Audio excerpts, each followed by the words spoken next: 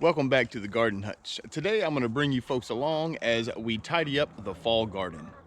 Let's get going.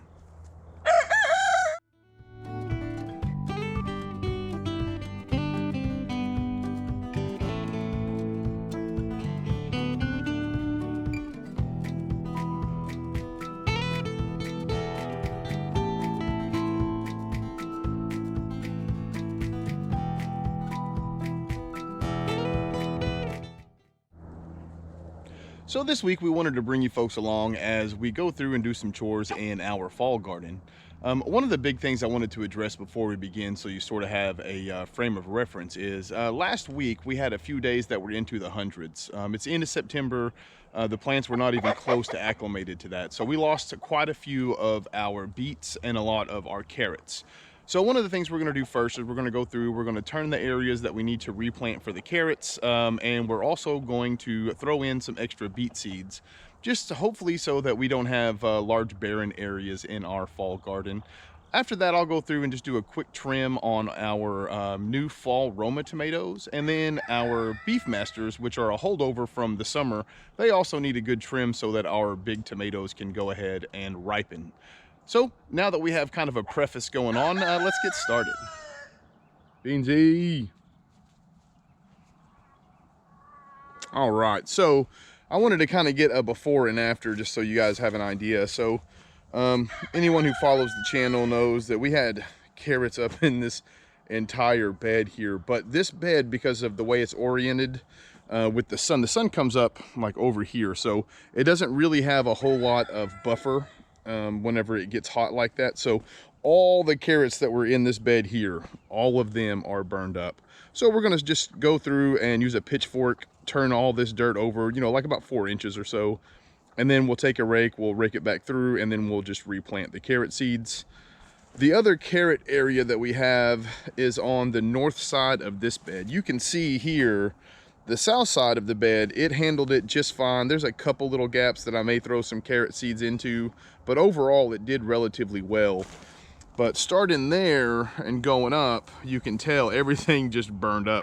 So we'll do the same sort of approach that we had in the other bed. We'll turn it, rake it out, so on and so forth. And while we're here, let's go take a look at the beets. Beansy right there, he had a bit to do with the beets. He likes to run through the gardens and he trampled a few of them, but you can see before in our videos it was not like this. But what we're going to do is these little areas here, it was kind of hit or miss where they got burned up and where they didn't. So again, what we're going to do is just the little areas that were burned up, you can see down here on the end and by this little lip where it gets a little bit of respite from the sun, those did better. But the top that has the tops of the beds that had more of the sunshine during the heat, they have died off. So anyway, we're just going to go through and replant those, and I'll show you folks how we do all that. Okay, so as you can see here, this bed is done. The cat has lost his mind. So we're going to go up here, and I won't bore you all with doing the entire bed as usual, but just so you know, the way we like to do ours is we like to put, you know, about probably 10 inches or so. So I'll just go through, take it, and just make like a little line like so. I do like to leave it a little bit away from the edge as usual. Just a few. You can see how many carrot seeds there are. And I don't want to plant these too terribly deep or, you know, overly thick or anything. But the seeds are so small that it's really difficult to get them, you know, perfectly spaced. So we'll do like so. And then what I like to do is just kind of go through from both sides and pinch them in. All that does is sort of make it a little more tidy. And then I'll go through, you know, about 10-12 inches. And I'll make, just like I said, it's, you know, I don't like it real deep because carrot seeds are kind of small anyway. I just like to have a little distinguishing feature so I kind of know where to start. Anyway, we'll do this and we'll go through and we'll do the whole bed this way. All right, so the next thing we're going to do is plant these guys, our Detroit red beets. So we're going to go through and I'll just poke holes in here. I just like to use one of these little gardening tools, if I have to go through and redo this, it saves a little bit of time and it's easier on the rows and such. So what I do is I'll just go through, take this for example, make a hole about, I don't know, right at a ½ inch deep, cover it, make a hole and cover it. You can see there, these are some of those beets that ended up burning up really good. And again, I won't bore you all with, you know, going through the entire row, but everywhere that there's gaps, I'll just go through and put these in there. So let me get that done and I'll come right back with you folks. That guy's a saboteur running through all of my beds.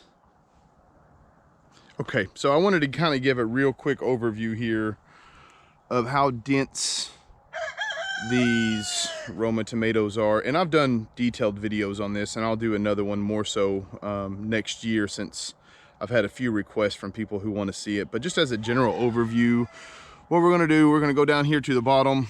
We're going to clean up all of this stuff most of the way up. You know, this isn't anything that's going to produce tomatoes or anything. It's really going to help out in the long run when it comes to developing Romas, and that is if we have time between now and then. But just as see how this guy right here is going straight up from this little the saboteur. It's how it's going straight up from this little crotch here, that guy. Those are the kind of things that we want to take out and remove to help with the production. So just as I kind of wanted to show what it looks like beforehand, and then we'll go through and I'll show an after here in a second when I'm done. So this is the after, and I just wanted to kind of show you, you know, you kind of go through, thin it out. It gives a lot more airflow. You take the bottom non-productive limbs out. It allows the tomato plant to put a little bit more energy into the fruit and the top canopy that it's going to use. So the next thing that we're going to do is we're going to go over here and we are going to tackle this large mess of the Beefmaster tomatoes. So as you can see, we took out a lot of the under branches, but over here you can see I left a few, and I'll show you the reason for it. Some of these branches had gotten so long that as I was thinning them out, they had grown to the ground. So there are quite a few really large tomatoes in there. So what I've done is I've removed all of the old branches, the stuff from the spring and the summer. I've left this top canopy here just in case we get another battle of the sun, but the vast majority of the fruit are under here. So when the sun comes up from the south, they'll be able to get some sunshine. So it's not as clean as I would like it to look, but we did save it through the whole summer. So I guess it's going to be a little long in the tooth, as they say. Well, as always, I would like to say thank you to everybody who stuck it out here to the end. We do appreciate that. If you have not, consider subscribing to the channel. It goes a long way in helping us reach our goals. If you enjoyed this video, hit that little thumbs up icon. That also helps us out. Just gets our stuff recommended to other folks. Till next time, I hope all you folks take care of yourselves. Peace.